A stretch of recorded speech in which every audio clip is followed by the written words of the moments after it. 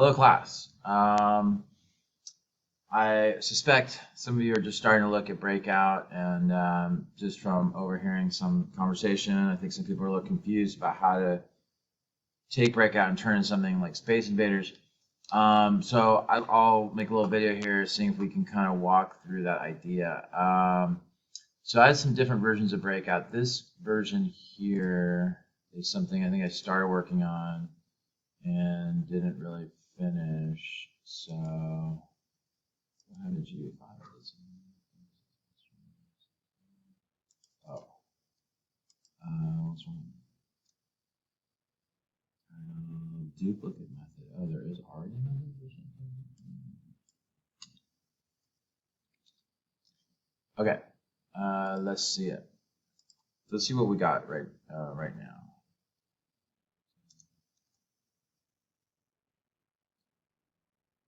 Oh, there are lots of problems.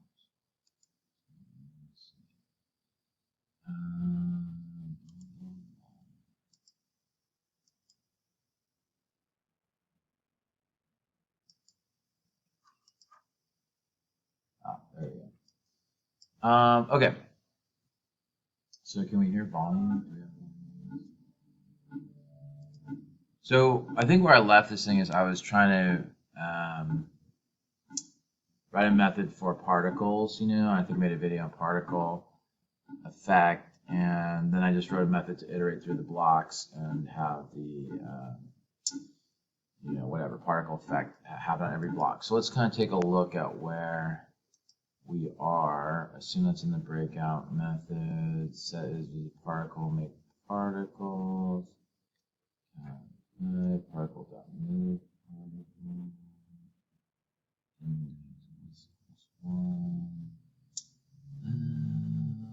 That's drawing the particle.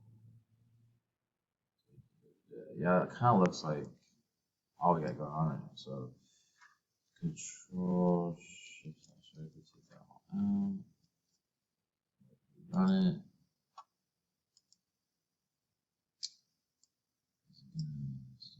I want that one going.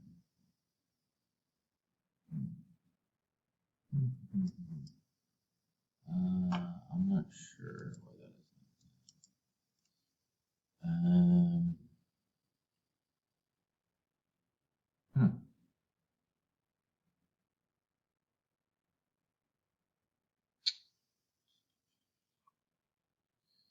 Well, not sure why that's like that, but let us not worry too much about that. So let's go to the brick class here, and I had a static array of bricks called bricks, right? And this is public, so that's a little cheating maybe, because I can see it in the other classes pretty easily and work with it. Make bricks here. We have a number of bricks.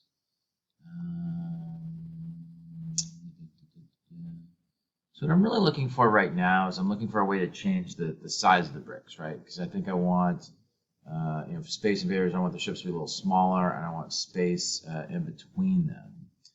And so it looks like I have a constructor here which designates the width and the height of each brick. And I'm going to go down here. Actually, I'm not using that constructor. So I'm just giving it a color. And this is what makes all the bricks. Interesting. So let's come up here and actually look at this 3 argument constructor, which only takes a color. It takes a location x and y, a color, which it assigns to the field col, but then it uses the super constructor, and that's a 4-argument constructor. So that's got a width and height. So that's how the width and height are getting set. And I want to make my width smaller. Right now I'm using the size of the window and dividing it by 8. I'm not sure why 8. Maybe I have 8 rows, or I have 8 bricks per row, I suppose, at this point. Let's divide it by 12 and see what happens, because that would certainly make them smaller, my guesstimation. So let's see what happens. Yes, they are smaller, and there's automatically some sort of space in between. So I don't necessarily mind that, I guess. It's not too bad. I think the way I'd written it in a different class, I actually had a padding in between the bricks, so I could control things that way a little bit. I kind of don't like how they're stacked right on top of one another.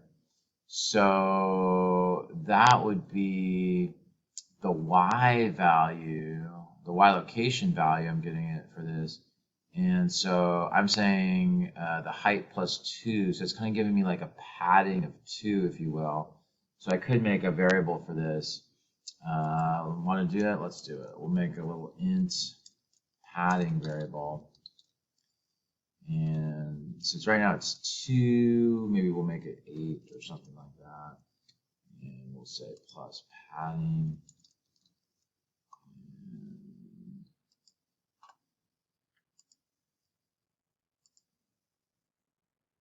Okay, and now I'm getting a little vertical spacing too, so you can see how we can change that.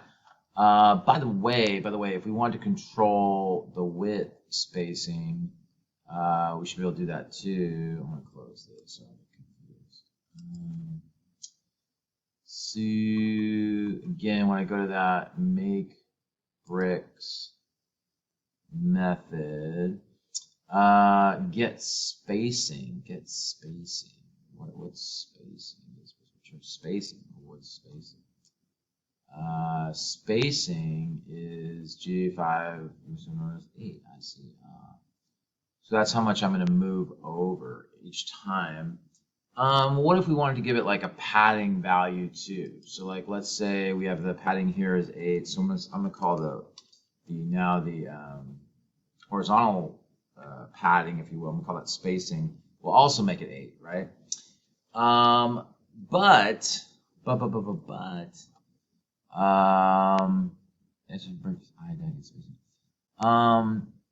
that's just the amount of spacing we want, right? But if I'm going to start my x value in one spot and then I want my x value to be in another spot, which includes the width of the rectangle and the spacing, I need to sort of add the width of the rectangle together. So I'm going to say I want it to be bricks index I dot get width. I hope is a method. Yes, because it's a rectangle, right? Now it may not like this because it's saying x is an integer, and so it probably wants me to return an integer from this mathematical expression. So I feel like that should be kind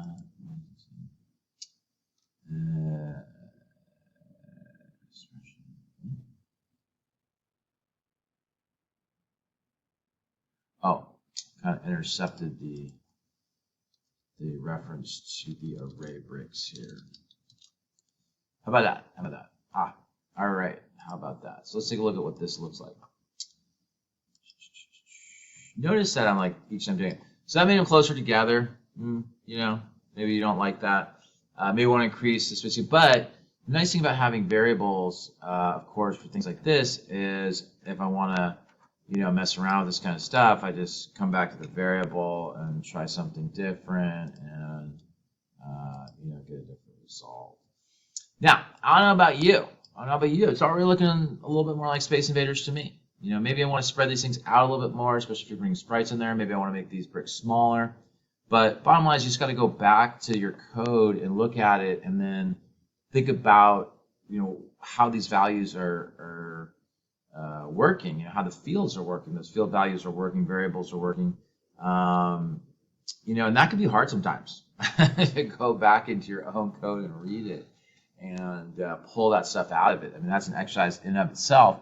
And of course, the better code that you're writing, the cleaner it is, especially if you're commenting code or using good variable names, you're going to have an easier time with that. So that could actually be a really powerful lesson, just going back to a project and trying to tweak it a little bit. So you may be really unimpressed with this and say, well, yeah, but how do you get this stuff to move? And, remember at the end of the day, these are just rectangle objects, right? And we've made other rectangle objects move. Okay, so I am going to write a method for, now again, just for an individual brick, and I'm going to call it a move. What do I call it? A move method.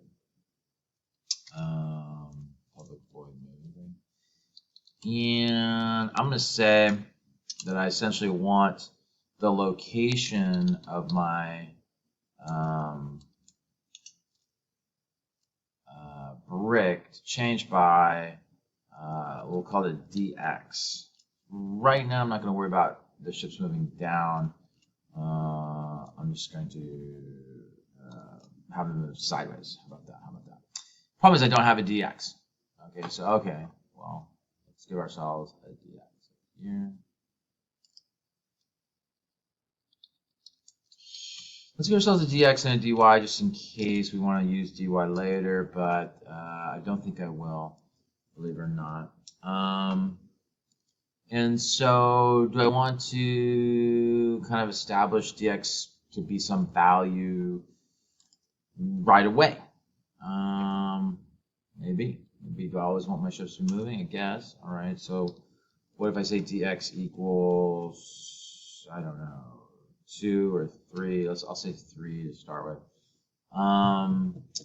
And okay, all right. Well, would you expect to see movement at this point? I wrote a method for an individual brick to move, right? But I haven't called the method, so we wouldn't expect to see brick movement. But what I'm going to say is it's actually not that hard. So now look at something like draw bricks. It's me drawing every brick, and basically what I'm doing is I had a method called draw, and then I went through the entire array of bricks, and I said, hey, each one of those bricks, call the individual sort of draw method, which is like up here, right?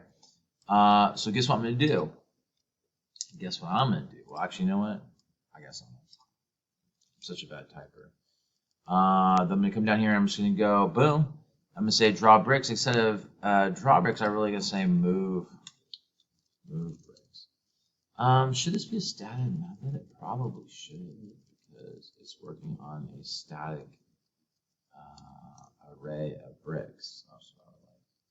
And so guess what we're going to do? We're just going to iterate through every single brick, and we're going to have every single brick move, right? And just so change its x location by the dx, the change in x that we want it to have. Now, again, nothing's going to happen because I haven't called this method, but where I want to call this is basically an update method. That's where things happen, right? So I've got the visibility set there, and I'm just going to say, hey, from the brick class, let's call this method move bricks, and let's see what happens. All right, let's see what happens.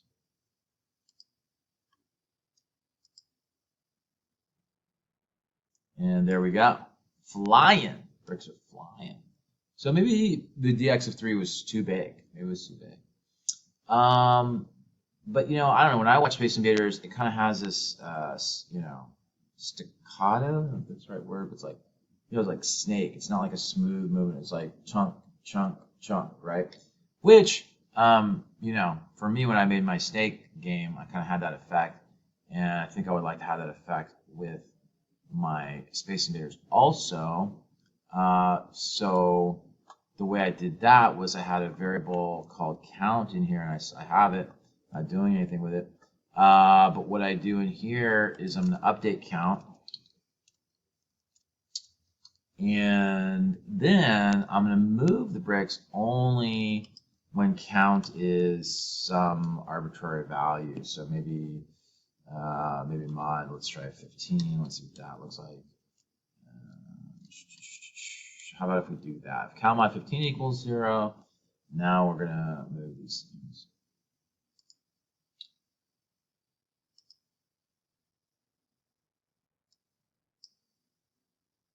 And now that looks better. And again, you can kind of mess around with this. The spacing wants to be different. Maybe the speed wants to be different. All this kind of stuff.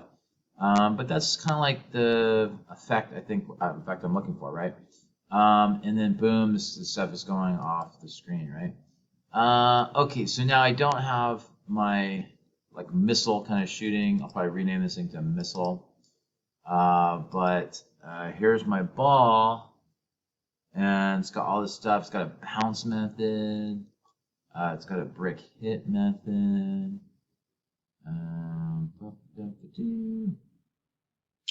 It's got a brick bounce method.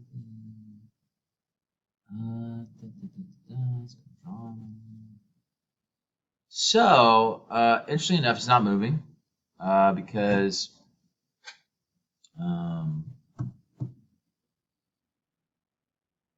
because I guess it's not being called in the breakout method, right?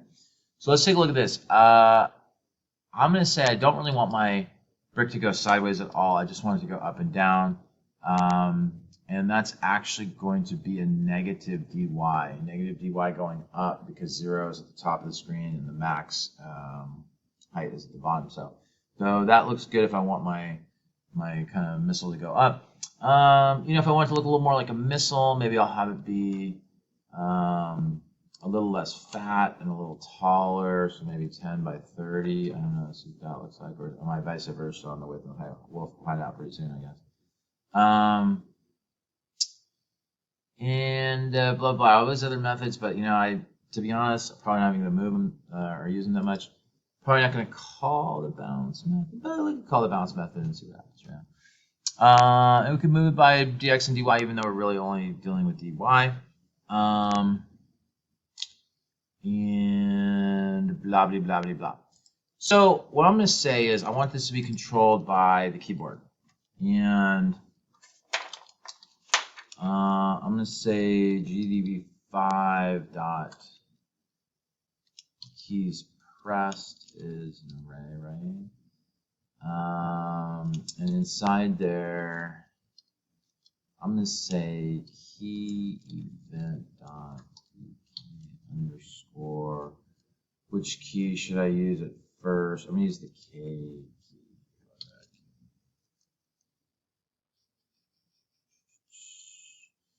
Don't like that it's not showing up at all. If invalid.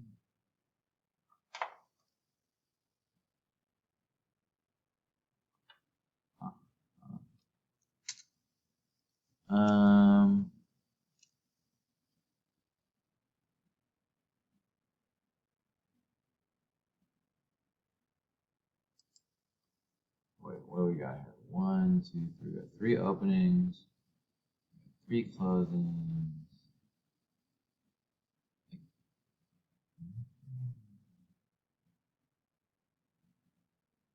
Opening braces.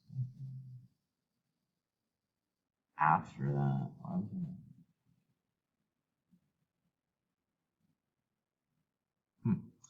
All right, well, let's see. Anyways, so what do I want to have happen when I press that key?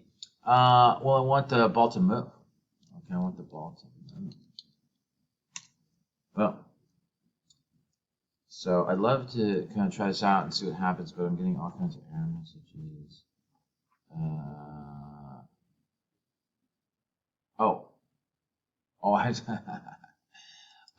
Yeah, I just wrote this random code. So how about we call this method fire? I'm gonna fire.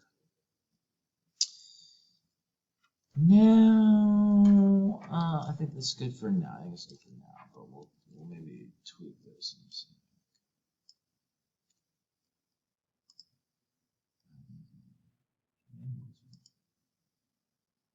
Import key event. All right. So is this going to work? Well, I haven't called that method yet. So let's go to breakout class and say, by the way, I wrote this in the ball class, which is maybe kind of interesting, but I do have a ball up here. It's called B. B is my ball, so I'm going to say b.fire. Fire. And what's wrong with ball? What's wrong with the ball?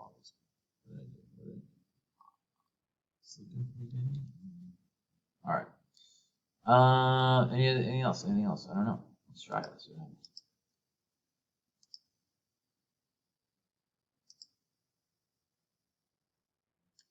All right, so this one got starting to look a little bit more like a missile. Let's see what happens when I push K. Oh, oh, oh. So it's only firing while I hold it down. Well, that's not cool. That's not cool. That's not what we want. And perhaps that makes sense. Perhaps that makes sense because, yeah, I'm only saying move when I fire. When the button is pressed. When the button is pressed. So let's go. Let's think about some ways to deal with that. About some ways to deal with that in the ball class. Well, I could just have my ball moving constantly. What if I just said, "Hey, ball, just constantly be moving," right? That'd be kind of cool. Kind of cool.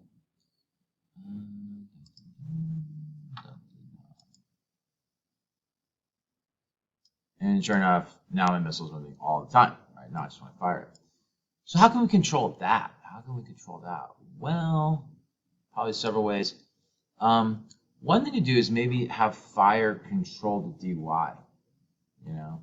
So what if I set dy to be 0 originally? So we got no movement.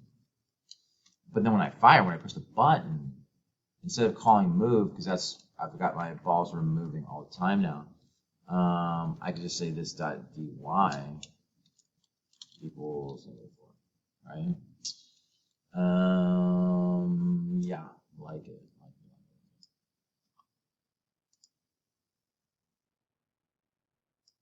Sure enough, it's not moving, and now when I push the button, it does move, right? So it's like firing.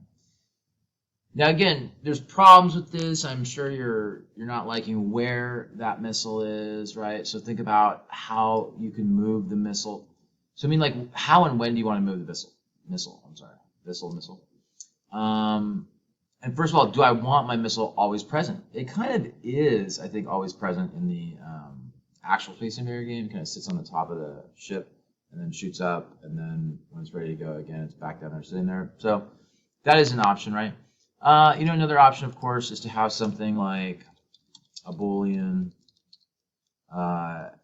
is visible, which is false, right, to begin with. And then, when we hit fire, maybe one thing for me to do too is go this dot is viz equals true, right?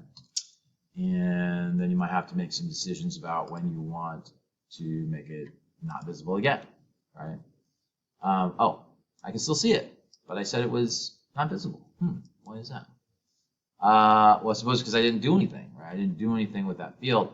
So when we come down to the draw field, that's a logical place to go. Like, well, if it's visible, right, then we want to do this draw stuff. Otherwise, we don't really want to do that. What do you think? What do you think? How about that? And again, notice that as I do things, and they didn't always work out exactly as I expected, but I'm just going to run it and test it like every single time. Oh, so look, no missile. And now when I push fire, oh, I do see the missile. Now again, you're not liking that missile maybe in the middle of the screen. Like, that's not a very logical place for that missile to be. But I would argue, you can control that, right? You can control where that missile goes. And I think that missile should have a relationship with the paddle, right? So that's a hint. You're going to want to take information from the paddle to dictate where that missile starts from, right? But I think that's not bad. I mean, you've got some stuff going. You've got some stuff going, and now you're going to have some good logic issues, okay? It's just not sure why I don't have that one thing going there. But wait, what was I going to say? Oh, yeah. So before I leave, I know that could be an issue too. Is like, well, how do I get these spaceships to come back on the edge of the screen? That's actually could be potentially a very interesting challenge, because as ships get hit, right, you're not going to want to have those ships dictate, a change in direction, right? So you're only going to want live ships to dictate a change of direction. And what it's really going to be is it's going to be that farthest, most live ship that says, okay, let's move back. So let me show you what I think that could look like. And again, I'm in the brick class. And what we want to do is we want to figure out what the farthest X value of a live ship is. A live ship, right? So it's probably gonna look something like this. We're gonna have to iterate through all my bricks, right? And what I'm gonna call this, how about max brick? Max brick. How about that? And what we want to do is we want to set the max to some value which is, way too small. So that for sure, like one of our ships will be bigger than this, right? And what I would do to that is essentially make it like G5 dot, is there such a thing? Get min? No, there's not get min window. What's the minimum value of the window? What's the minimum value of the window? Yeah, 0, right? So let's set it to 0, right? And then what we're going to do is as we iterate through our bricks, right? I don't want to be checking all the bricks, right? I don't want to be checking all the bricks. I only want to be checking visible bricks that haven't been hit yet, right? And so I do have a Boolean visible, and when those bricks get hit, I want to make that Boolean false, okay? So that's what I'm going to be checking for, is I'm going to be checking to see if this particular brick is visible, right? If this brick is visible, okay?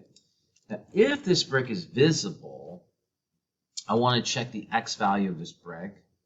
And so I'm going to say, how about I say, just for fun, the brick X, right? And what's, okay. I'll just make it 0. Okay. But then I'll say here, bx is equal to the brick. Oh, that needs to be double.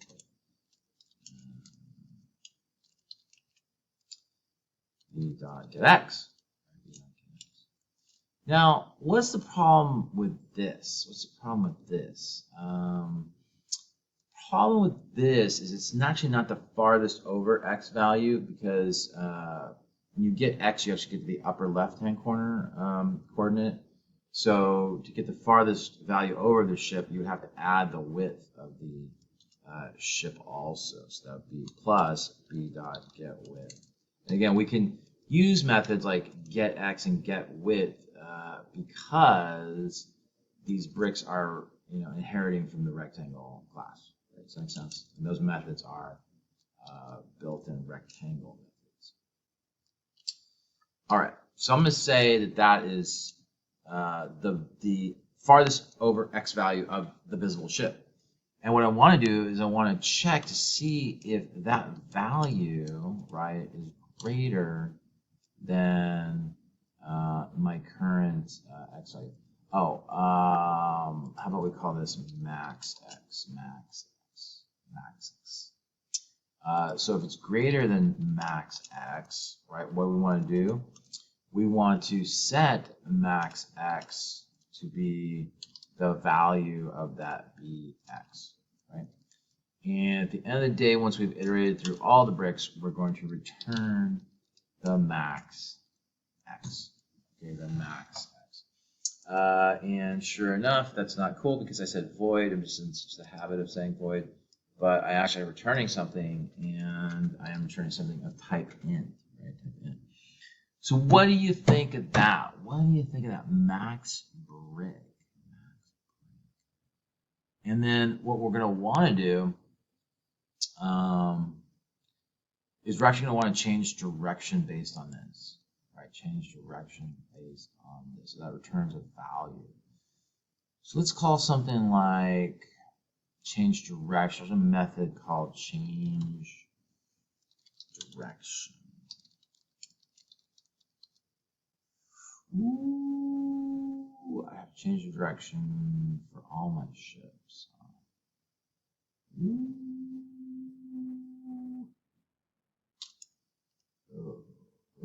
Ooh, this could get ugly. Okay, whoa. So, I mean, all right, I gotta change direction for all my ships. So that looks something like this. I'm gonna go through all the bricks, right? And what I'm gonna do is I'm going to set the DX to something else. So I have a DX setter in here, probably not. So I'll just say be it at DX equals negative. Now, this may be a little problematic, but let's see. What do we got? Okay, so that's going to change the direction of all the bricks. It's going to change the direction of all the bricks. All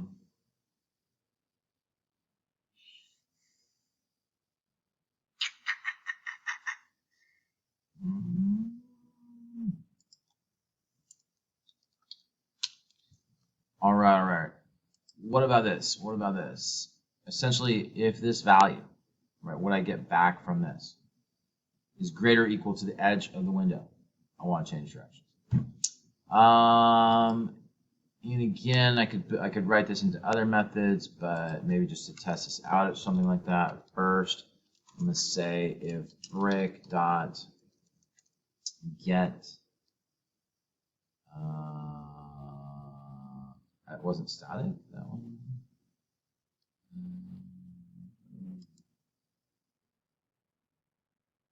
Max brick, right? Oh, I said get. Max. Okay, if that is greater or equal to the edge of the window,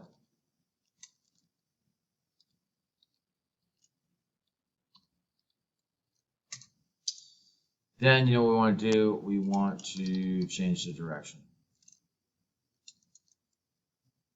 What do you think? Let's see what happens. This could be problematic. Oh, this is slightly problematic.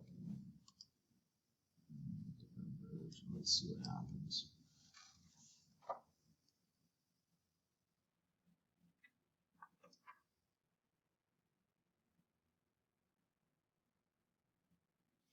The suspense. Oh my God. It didn't work at all. Didn't do anything. Fantastic. What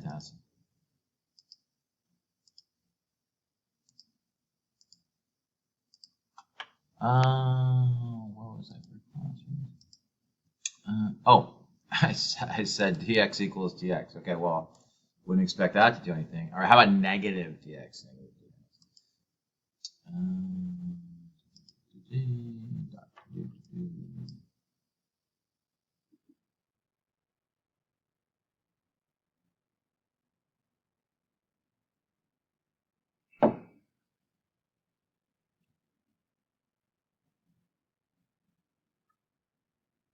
Boom.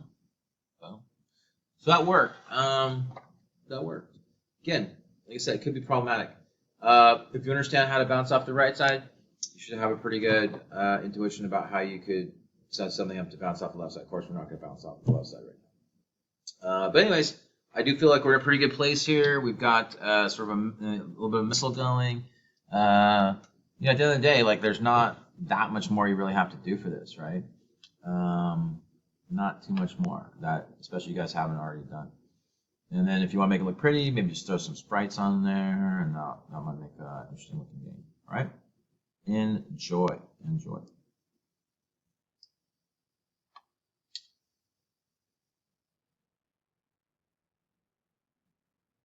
What's going